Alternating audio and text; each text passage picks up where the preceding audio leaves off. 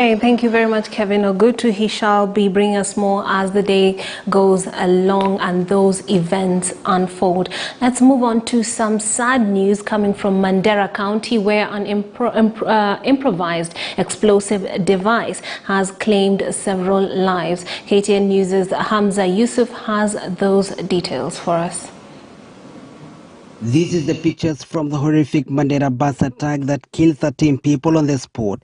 The 14-seater matatu is reported to have been overloaded. The bus, which was heading from Mandera to Arabia, drove over an improvised explosive device planted on the road. And since I hold that baraza there, because In an interview with KTN News, Northeastern Outgoing Regional Commissioner Mr. Nick Ntalada urged residents to remain vigilant. The latest problem that we are having in